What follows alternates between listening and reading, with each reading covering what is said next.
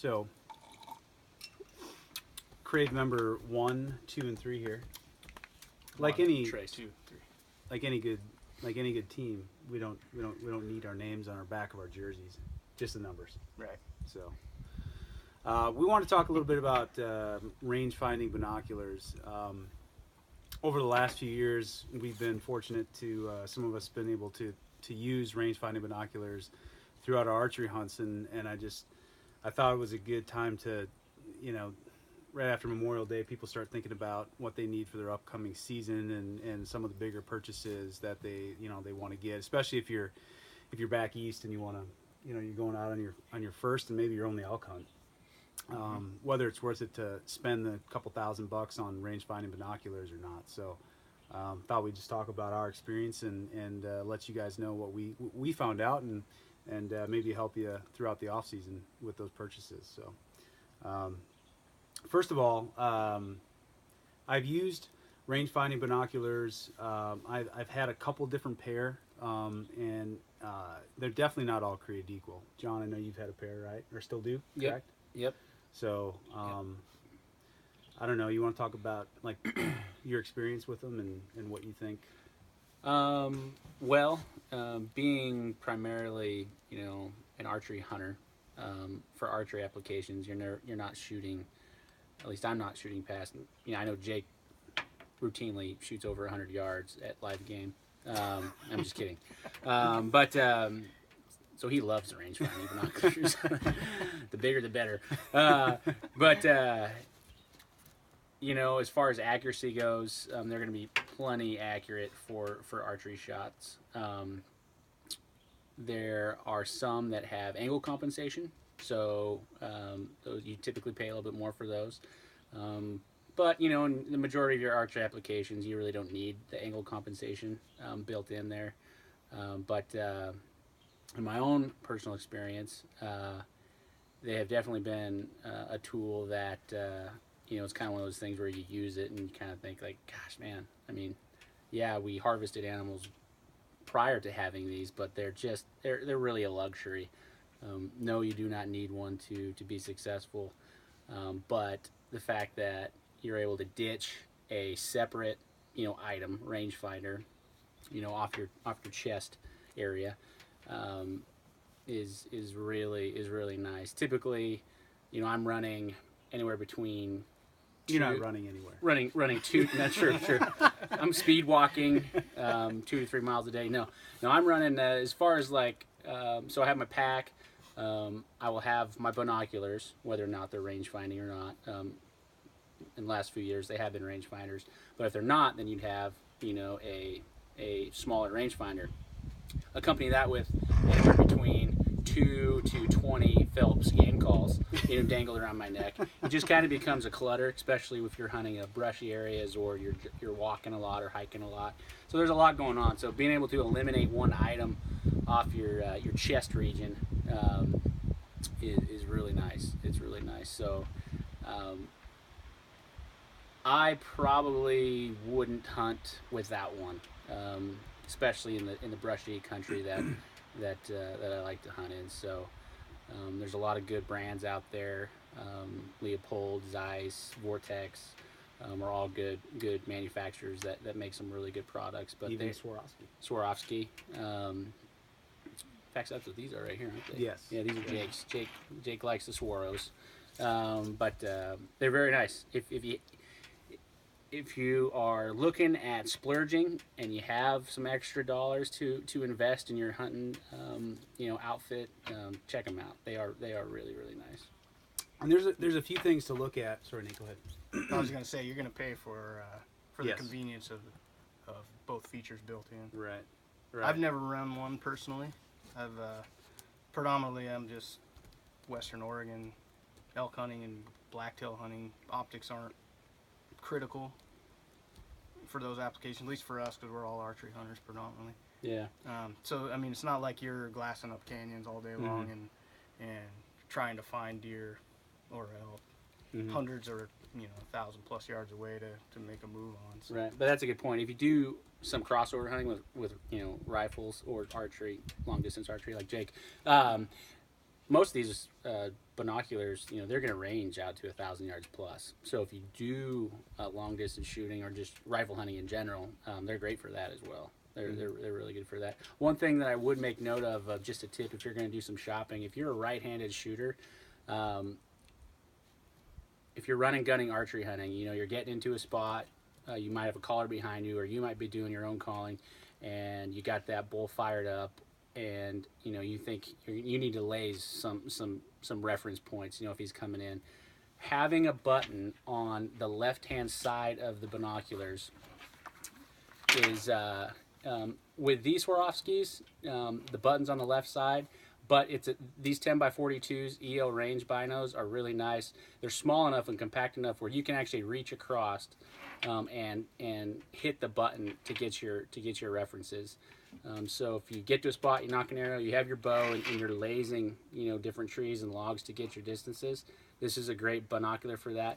Some of these binos are bigger, so to have the button on the right hand side is sometimes more convenient if you're a right-handed shooter, because you have your bow in your left hand, and then you set them down and you'd hook on with your release. But That's a good point. that's really the only caveat I would say if you're checking these out. If you have big hands, it doesn't make a difference. I have kind of average hands, meaty hands. meaty, big boned hands, girthy. Husky. It's a husky hand. So I can kind of, it doesn't really matter which side the button's on, but if you have smaller hands, definitely check that out.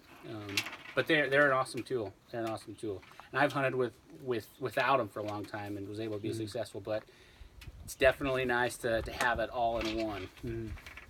I'd say, when you're looking at kind of the checklist of things that you want to look at with binoculars and range finding binoculars would be, to John's point, ergonomics. So how do they feel in your hands? The weight of them. When you get into a range finding situation, the binoculars go up and it feels like they get a little bit heavier with that technology. Obviously the size of them, and then the quality of the glass as well, and then cost and price. But quite honestly, when you get into these, you're going to be north of $1,800 to $2,000 regardless. So I would say from my experience, and I'm just going to kind of play devil's advocate a little bit here. I've had a pair of Leicas, which were phenomenal glass. I thought they were a little bit big and bulky, and they were definitely heavier. I had them when we went to Colorado. Nate and I went to Colorado a couple of years ago, and I hauled those things everywhere, and I didn't need them. Yeah. Quite honestly. Well, by the end of the hunt, we just left our binos in our pack. Yeah. That was a situation where the terrain just didn't really call for it. Where and it depends. If you're trophy hunting, if you're in a trophy unit and every inch counts as far as hey, I'm looking for a 350 plus bull, then again, the range finding element of it doesn't really come into play that much. It's really the quality of the glass. And then you can get a really nice set of binoculars that'll allow you to look at those animals in depth, and the range finding isn't as big of a deal. But the Swarovskis I liked, and I ended up going with just because the weight and the size and the ergonomics were all better. One thing also to look at, and I think as far as archery hunting is concerned, a downfall to the Swarovskis is that they range after 33 yards. So anything under 33 yards, it won't pick up. It won't range for you. So when in all reality, if there's a bull within 30 yards, you really probably It's top pin. It's top pin, yeah, and most of your pins are going to be on it at that point. Unless you're shooting like 45 pounds, like Nate does. Some people. I gotta stack my pins. Anything over 50. But if any, the problem with that, with it not ranging at the 33-yard mark, is that you do run into, some people run a 20-yard pin and a 30-yard pin and a 40-yard pin, or even a slider. Sometimes if there's brush involved or ferns, because you're always on the ground most likely, is you don't know if you're getting interference. And sometimes if that bull's at 40 yards and you think he's at 33 or 32 and it's not picking it up, maybe you're thinking, well, geez, that's, there must be some brush in the way, so he's got to be under 30 yards or under 33 yards, and you shoot low. So there's some issues with that. So really do your due diligence on what you want out of your binoculars. Me personally, and I'm going to be the complete opposite of John, if I had to go and do it all over again and buy a set of range finding binoculars, I wouldn't do it. I actually, my issue with it is that they're, no matter how small they make the range finding binoculars, if you're going to get into a 10 power situation, they're still going to be a pretty big, piece to like pull up, and at 10 power, even at 60 yards, sometimes I'm having an issue finding that animal in my field of view because it's such a powerful magnification. Whereas with my handheld laser rangefinder, it's much more broad field of view, and it's a smaller magnification. So when you and I were in Sled Springs this year in Oregon here, and I still used my individual rangefinder, and it worked out to be a better situation, a better tool for me. So It's a little more stealthy movement too, just picking up a small device and kind of creeping it up to one eyeball and then dropping it right back down rather than picking up heavy rangefinder or binoculars. You're less chance of spooking game potentially. Yeah. So unless you've got Popeye arms like John, it doesn't really matter. or your hired spotter is right behind you. Oh, true. Yeah. So, but I would say, if you're going into it, here's the other thing is, if you're going to invest in a pair of, $2,000 plus binoculars, quite honestly, whatever brand you buy, that'll probably be the last. It can be if you take care of them. They all have great warranties. It can be the last set of binoculars you'll ever have to buy. So if you're going to go, if you're going to use it for, like to John's point, to cross over and do rifle hunting, or even if you just want a good set of binos for the truck and, to look at wildlife, or, maybe you get, you draw an antelope hunt or mule deer hunt. I mean, they're awesome. They're well worth it, and you probably won't have to buy another pair again. So just keep into consideration what you're going to use it for. If you're back east and you're going to do a one-time elk hunt, and you're going to go to New Mexico or Arizona or Colorado or some western state, and that you'll never probably go back, quite honestly, shelling out $2,000 on a set of range finding binoculars, I think you could probably find a better use for that other. I'd agree with that. I'd agree with that. Yeah. So, yeah. what do you guys think? Yeah. Yeah, I mean, it's a luxury as far as I'm concerned. It's not something you need to have to be successful. There's a lot of other things, woodsmanship. There's other gear that I would make sure that you have up and running. Boots is a big one, obviously. Before you would do that. I wouldn't sacrifice other to kind of crucial gear. I like to practice my own range finding. 40 yards and in, I'm rarely ranging something in a hunting circumstance. You should. Unless it's spot and stock and an animal does not know I'm there, then I will, take my time and range more just to be 100% certain that I know the yardage. But if you're running and gunning, I rarely range anything, inside of 40 yards in an archery circumstance anyway. But it is also one less thing to forget. I have forgotten my rangefinder a lot, But when you have something on a harness that goes around your shoulder, around your chest, it's generally, you get out of the truck. What do? You check your pecs. It's like, hey, am I wearing my harness? Yeah, I got it. Okay, so it's all there.